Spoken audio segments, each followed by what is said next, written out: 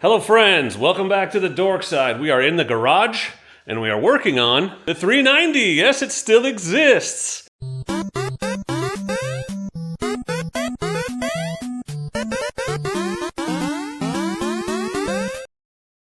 I did install, and I'm sorry you didn't get to see it, the Outback Motortek rack on the rear of this bike. I did that off camera, and I gotta say, it looks really good, and what I like about it is the profile. You see how it barely goes out farther than the lines of the bike? Gives you a ton of mounting options for a tail bag, or maybe even, I don't know, some soft luggage. Maybe that's what we're doing today.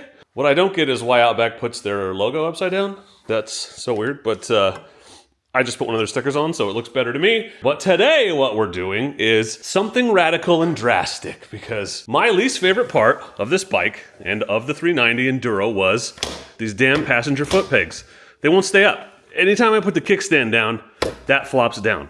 I had to zip tie them up on the 390, and if you look, this entire piece is only there because of the foot pegs. Now, there is one advantage to the foot pegs, and that is this mounting point right here, which I really like. It's a little bit too far down for me. So what we're gonna do today is eliminate this passenger foot peg bracket, and we're gonna replace it with the Green Chile Adventure Gear soft luggage mount, and you're gonna see how much slicker that is. Now, there is some disadvantage to taking the rear passenger pegs off, and I'm not advising it because, well, there's probably other things I haven't considered, but this is not structural at all. This is just this one piece.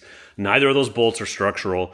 I won't be able to comfortably carry someone out of the woods, I guess, if I ever needed to, but I'm never gonna ride two up on this bike on purpose. It'll be out of necessity, and if that's the case, they can just hang their legs because we won't be going very fast anyway. I'm guessing that'll never happen. I have never had to put anyone on the back of my bike so far. Knock on wood. So I'm gonna pull this off. I'm gonna show you how I mount the Alpine 60 luggage from Moscow. That's what we're doing today. If you choose to do this, and I'm not saying you should because I'm not a mechanic and not qualified to recommend things, but you only need two tools. You need an Allen key, which, is that a 5? I use it so much the number's worn off, and some Loctite, and of course, the Green Chile luggage mount. Moscow makes one of these.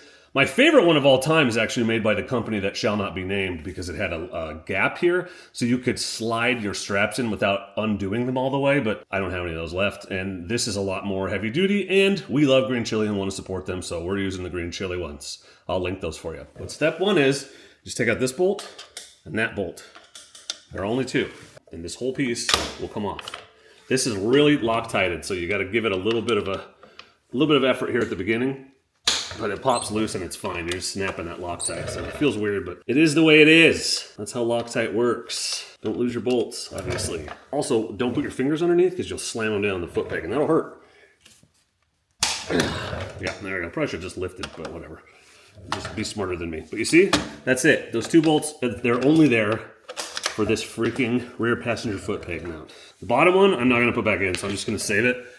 A half measure you could do is take this off and take this plastic thing off, because then you'd have this whole section for mounting things, and that's actually a really good spot. It's hard to slip the strap through as is, but if that plastic was gone, you could mount your soft luggage on here anywhere you wanted, but I'm going a little farther than that. I'm not going to reuse the bottom bolt, but save it. Never know when you might want to put this back on. Who knows? It might not work at all.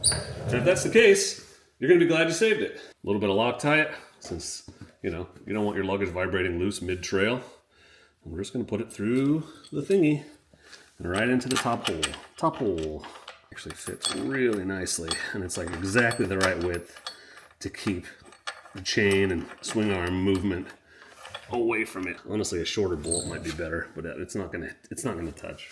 Shorter bolt would be better, maybe. I don't know. It's probably fine. And you want this as up pretty far, because your luggage is going to come down, so you're not pulling on the strap in a weird way, like vertical-ish, like that, okay? Loctite will hold it in there. I know what you're thinking.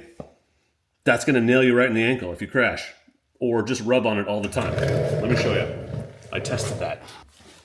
So, yes, it sticks out right in your metatarsal. Right, like literally right. I think that's the metatarsal, the bone on the side of your ankle, so boots are important. But honestly, even when gripping the tank tightly, especially if you're pointing your toes in like you're supposed to be, I'm not touching it. I don't love where that is, if I'm being honest. Tempted to move it up, but on the other side you can't. So we'll ride with it for a while. If it's annoying, we'll move it. Could go here, but then you're gonna have straps rubbing. Here is a great option on this side, but you can't really do it on the other. On this side, it's a lot less of a concern because you can see it's covered by the brake reservoir guard. So it's really hard to get your foot right up against it. It's not jutting out like it is on that side. You'd have to have the bike fall on you over here for it to hurt you, but on the other side, I don't love it as much. Also, the bottom bolt here is not structural, so I just left it out. It doesn't go into anything but itself, but you wouldn't want to take that back one out because your muffler will fall off. Now, I'm just gonna send it, and if it bothers me, then I will remove it. Honestly, if it's really a concern, I will take this, put it in a vise, and bend that up. It doesn't need to stick out that far, and that's the problem. Just gonna send it, we'll see how it is. Let me show you how I put the luggage on in the back. Also, pro tip, when I take something like this off and put it in the spare parts bin, so I have the parts when I sell this bike or whatever, I just tape the hardware to it so I don't lose it, so it stays together. Maybe ugly, but it works for me. Just take the bag, and I already test fit it, so there's some stuff in it. You would probably do this with it empty. I like to do the rear first, because then I can adjust side to side as I put the others on. Let me show you where the straps are going. So you might be tempted to put these two straps on the back through these two holes on the rack. But I actually don't like that because you see it pulls it in, it makes it less secure and honestly gives you less ability to kind of adjust it side to side. So I'm a fan of going through the side ones like this. You could also just get a knoblin that Moscow makes and put it right in this hole. That's literally what it's for. And I may do that eventually. My Reckless 80 is set up for that. But just so you can see how you can install this out of the box, we'll do it this way for now. So I'm just gonna go through the sides. Always go down through first, and then back up to the buckle so that it is easier to adjust it. I'm gonna flip this over.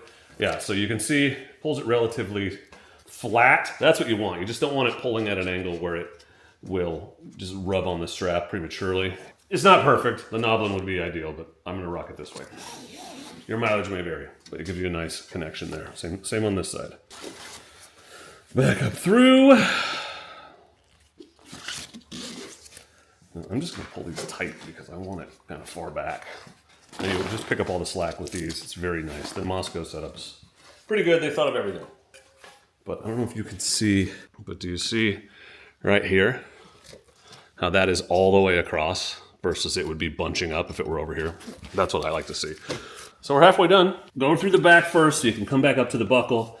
And see, that does give us a little bit of a pinch there. This one I could point up a little more. The other side we really can't. I'm gonna try that. Might solve my ankle destroying problem at the same time.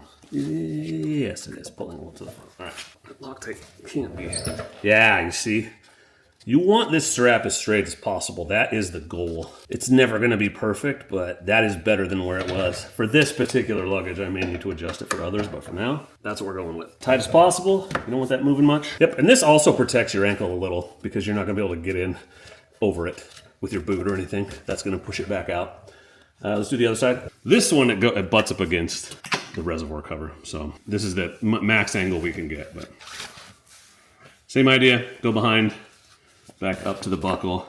Not a Moscow commercial, but I really like this Alpine luggage. I think they've done a great job of delivering a premium set for a lot lower price than their other stuff. Metal buckles is just an indicator of what I mean.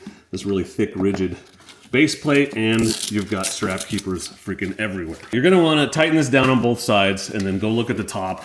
Just make sure it's centered. If it isn't, pulling to one side or the other. If it's crooked, and it's always gonna be a little off because, actually not on this bike. Most bikes it's off a little because you have exhaust on this side, but this one doesn't because it's down here. So you can actually get it pretty even, but make sure it's where you want it to be. You want it as far forward as you can stand, honestly, technically, but I like to keep it pushed to the back because with the rackless designs, this is where the majority of the weight is, and it's pretty far forward and over the wheels, so you're pretty well covered, so I like to give myself seat space. But once you got it where you want it, which I basically do, because this is not the first time I've put it on, spoilers, you're just gonna do something with the straps. So there's lots of different ways to do this. You can roll them up. I like to just fold them, so then I can fold it down unto itself, and then it's important to just get this as tight as possible. Nice and tight, not going anywhere. I'm gonna do the others, and I'll get back to you.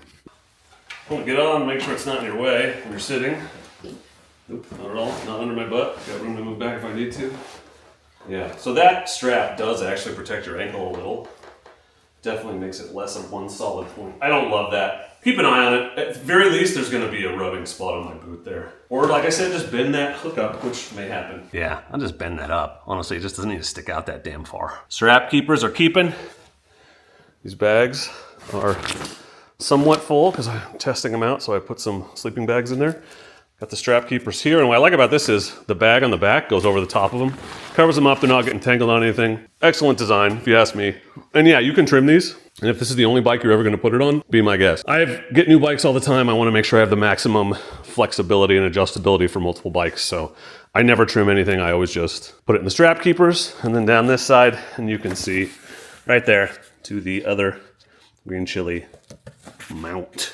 But Dork, why are you always working on this thing? When are you gonna ride it? The weather here is unseasonably warm. I'm terrified for fire season, but might as well take advantage while it's here. So it's gonna be like 60 degrees tomorrow. So we're gonna go ride tomorrow. We'll get that first ride video in for you next. And this thing is going in for warranty service next week. So we'll at least get a little bit of a before and after the ECU update. I'll at least have some sense of what it was like before it gets fixed, and is even better. Make sure you subscribe. More content on the 390 to come. Eventually I'm gonna review the damn thing.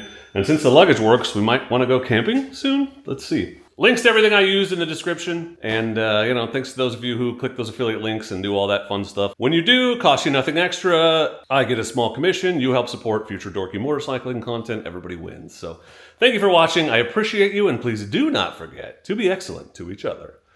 Thank you. Excellent! Okay, epilogue, but it was bothering me. So I took my vice grips to it. And look, straight up, I don't love the angle of that, but it's not gonna break. A little bending is not gonna hurt it, but that does not stick out. Now my ankle goes up against the flat here, way less terrifying. I'm gonna do the other side too, but just so you can see what it looks like. They are, quote, adjustable.